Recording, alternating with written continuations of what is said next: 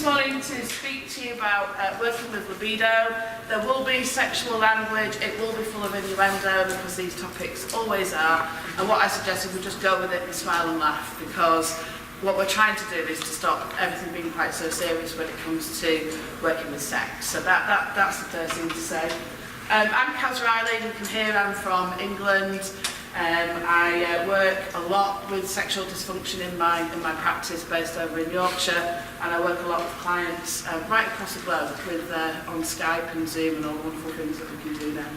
Feel free to stop me at any point and ask questions, and I ask respectfully, keep the questions short for no other reason than I'm really dyslexic, so I have to repeat back what your question is into the mic, so when it's for the recording, and if it's a really long question, I'll forget it, so that's the reason why. Alright, so working with libido, or the alternative name for this is 2 scoops with sprinkles versus an ice cream sundae.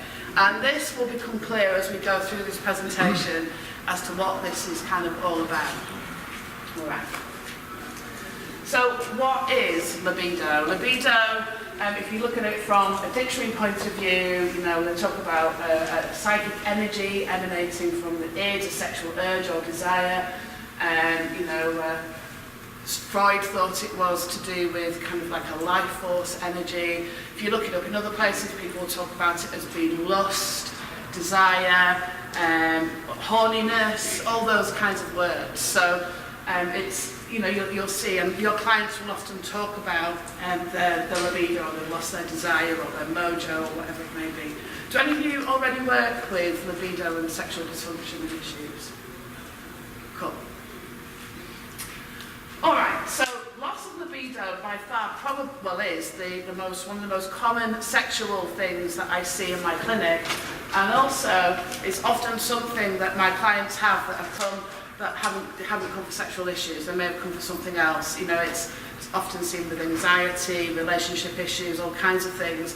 So it's something that affects everybody. And the loss of libido is a common problem that affects many men and women at some point in their lifetime. So our libido tends to fluctuate as life changes, we go through different life events. And everybody's sex drive or libido is different. There is no such thing as a normal libido, which can make it, you know, quite difficult when somebody's trying to work out and they say they haven't got one, or, you know, what somebody's wanting to have sex or wanting to connect in with somebody 5 times a week. For somebody it might be that their libido is low, where for somebody else that means that theirs has gone through the roof. So it's finding out what's kind of normal for that particular client. And also, interestingly, libido can change from relationship to relationship, so it's not a static thing that stays through a lifetime.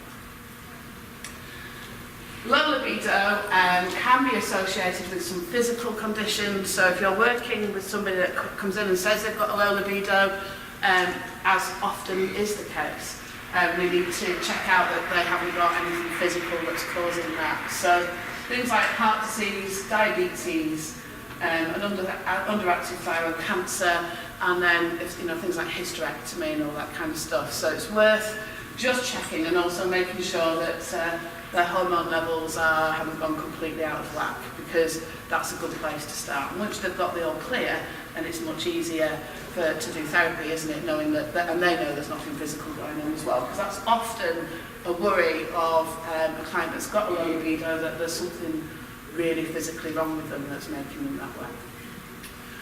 Okay, also certain medications.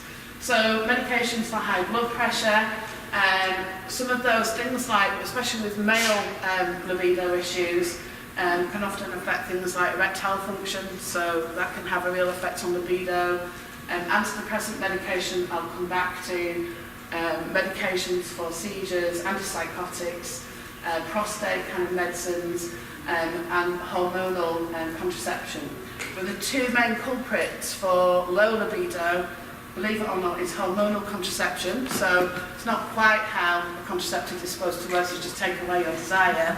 I don't know if you've had clients that have been on certainly the combined pill, the depot and the implant, but many of them, their libido just plummets. And it makes sense when you think about how the combined pill or the contraceptive works. Essentially, it tricks the body into thinking it's pregnant. So that will often take away libido.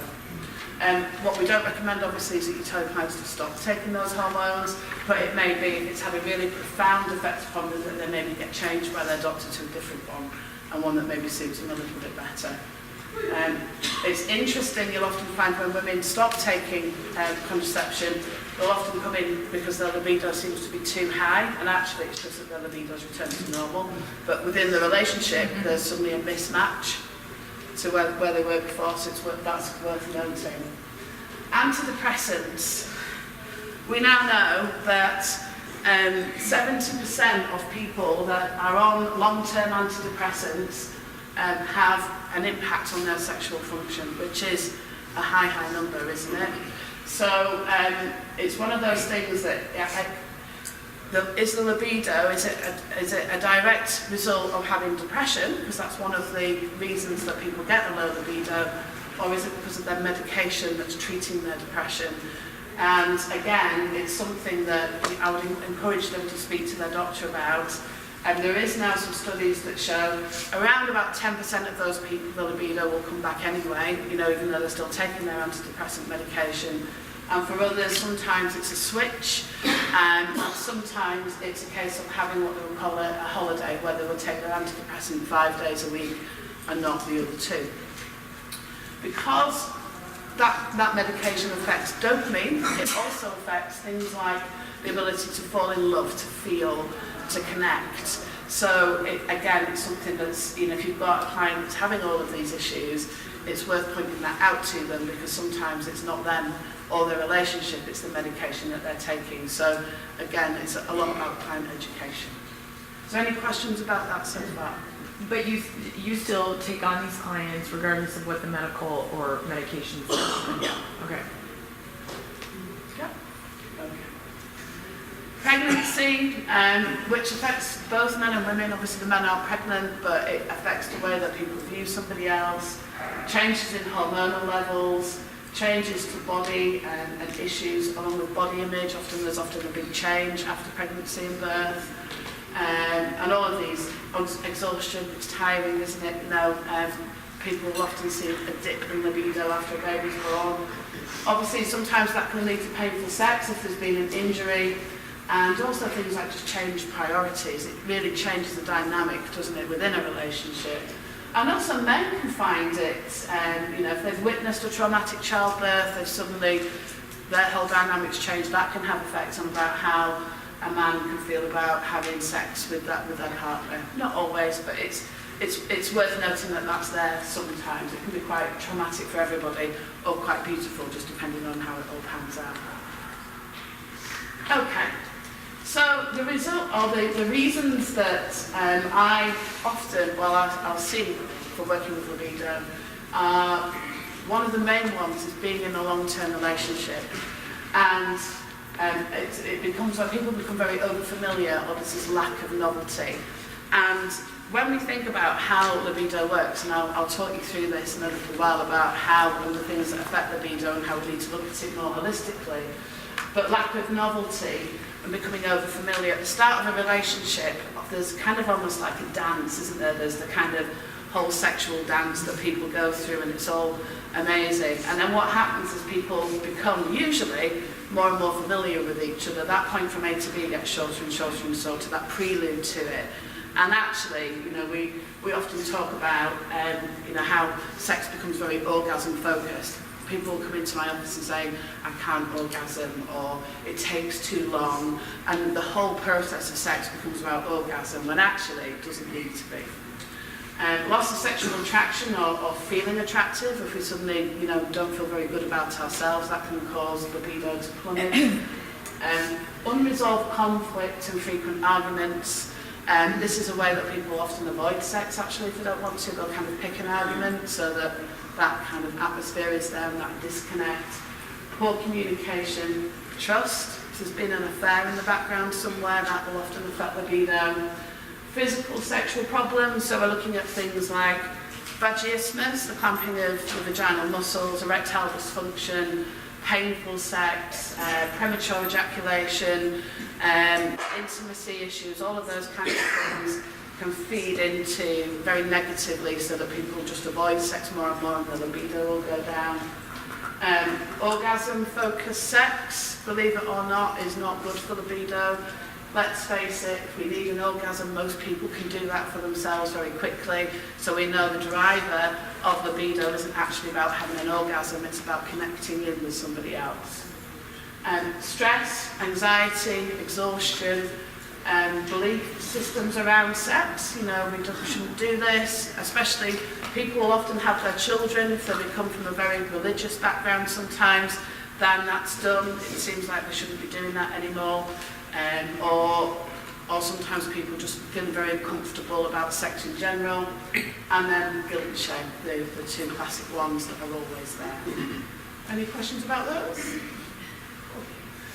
So when you look at, I'm sure you're all aware of the hierarchy of needs, but when we look at how we traditionally thought about sex and libido, it actually comes into two places. So down here is reproduction, which was just kind of pure sex, and then we've got love and belonging and intimacy. But actually, if you look at libido and our sexuality, it actually falls into all levels of that hierarchy.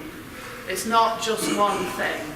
So it's not just about having sex. We now know that our intimacy and our connection is actually should probably be down here more than just the physical sex side of things.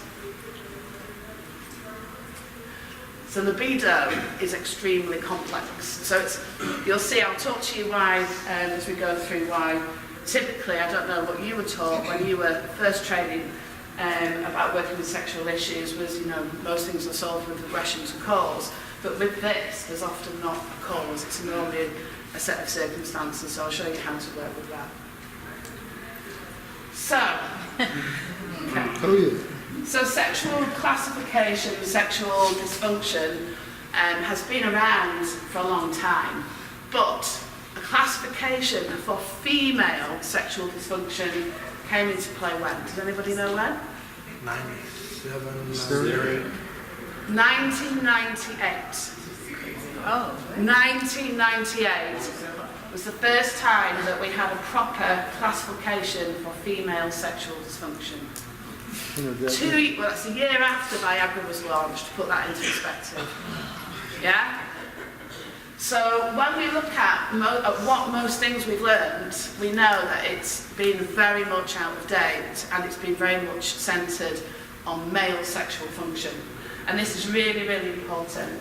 And this is what we were doing in Victorian times. How disconnecting is that? When vibrators were, because women were hysterical. That was kind of the sexual, the kind of sexual classification that we had. Okay. And then that model that was used or was built in 1998 that was used to classify all female sexual dysfunction was actually based on this model from 1966, which is really, this was the Masters and Johnson's model, which basically just looks at the arousal cycle for men and women. And you can kind of see it's very simplistic, this 4-stage, very linear model, where sometimes women might not even have an orgasm, and this is what satisfying sex would look like. I like how they say resolution. Resolution, yeah. It sounds very intimate and caring, doesn't it? So I always think it just looks like a bit like a condom, which is how I So I call this model, because we've got orgasms in there and there's a bit of fun, so I call this the 2 scoops with sprinkles model, and if you're really lucky you can have an orgasm, which is the cherry on the top. Okay? And when we look at that, that all looks nice and tasty and wonderful, but actually it could be a load better, couldn't it? Loads better. And we know libido fades with time, so that ice cream gets a bit melty, and sometimes we don't get the cherry on the top. So we want something to help people to feel a bit better. There are lots and lots of myths about libido. And the first one is that libido is completely orgasm driven. And I will often get women that will come into my office, and I'll ask them about their sex lives, and I talk to them in a very frank way. I ask them a lot of details, I ask them a lot of intimate questions. And, they'll often say to me, well, when we have sex, I come, I have an orgasm, and, and it's great, it's wonderful, it's amazing. And I'll say to them, is it? Or is it that you just had an orgasm? Do you feel satisfied? Do you feel connected in with your partner? And it's one of these myths that having an orgasm during sex means it's satisfying, because, like we said before, most people can give themselves an orgasm, and that isn't a substitute for sex, it's a physical release, isn't it? So this is much more about what sex actually means to the client.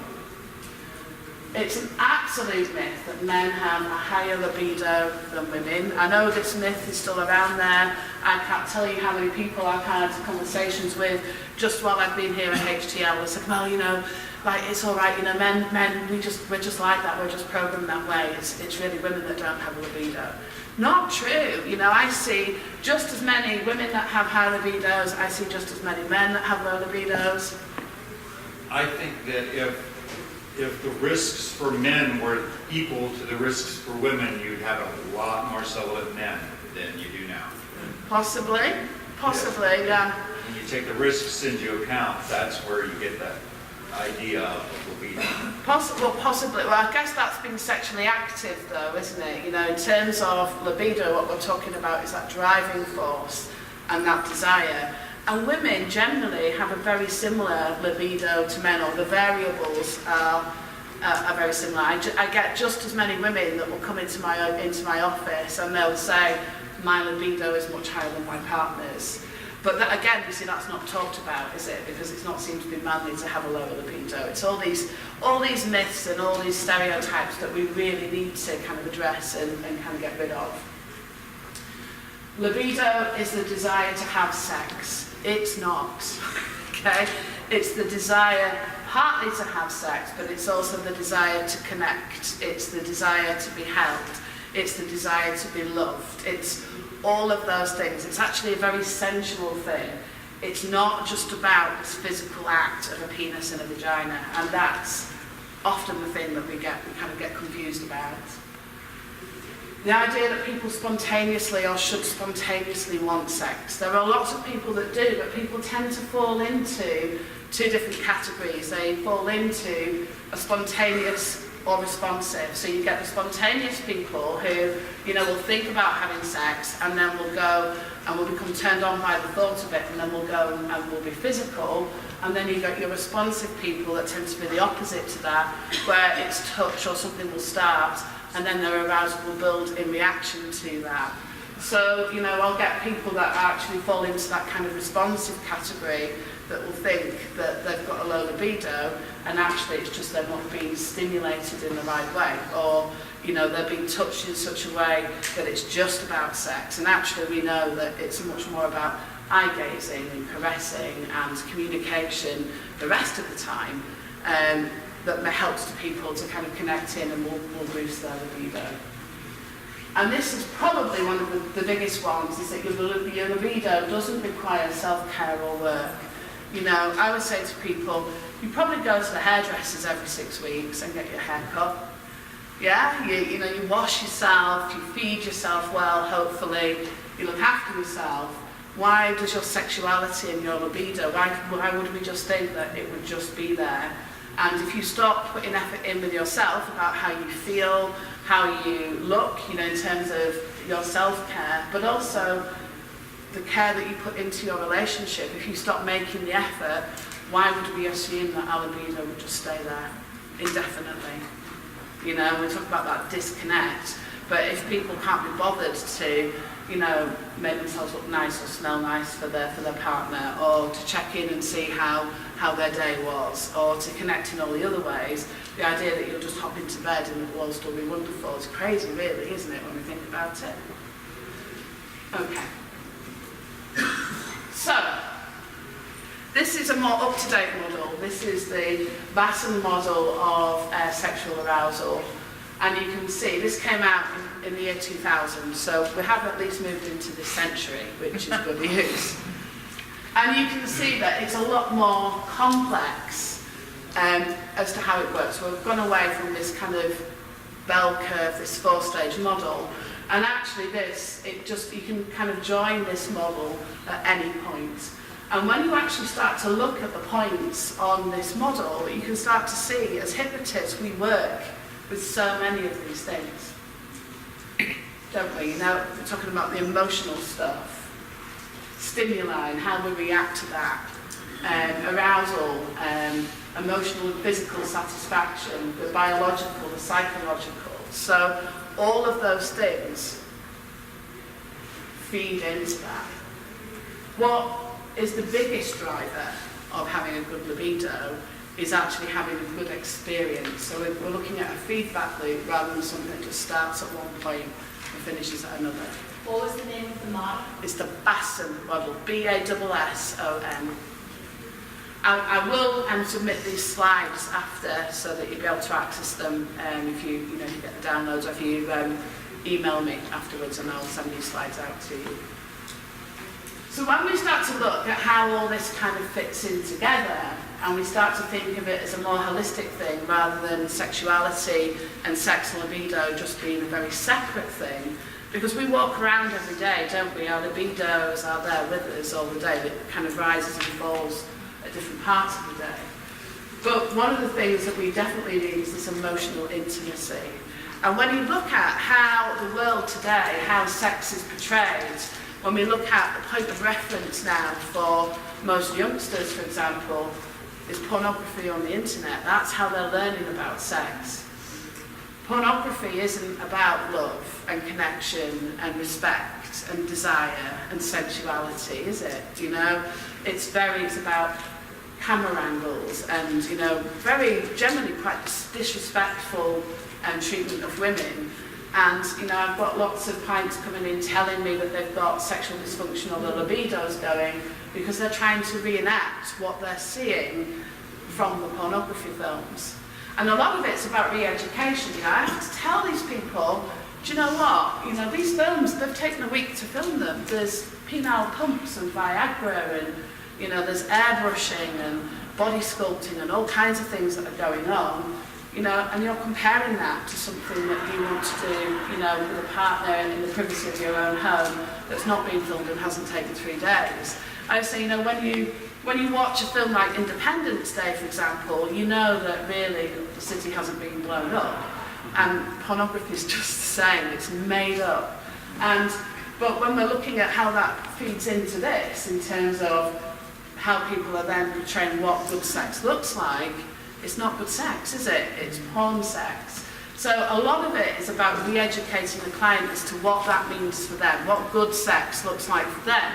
And then we can start to look at the things like emotional intimacy and how they can be satisfied so that then feeds back into their libido. Any questions about that model? Oh, cool. Okay. So this is the ice cream sundae model, where really it's not just 2 scoops and a few sprinkles and a cherry on top. This is about something that's got so many different ingredients that you can build up differently each time. That's different for every person, it's different for every couple. It should be different for every kind of sexual interaction so that you understand what your libido looks like. It's not necessarily orgasm driven. It's part of it, we all like those cherries on top, but what it also means is that there's all the other flavours and the experiments and things that can go on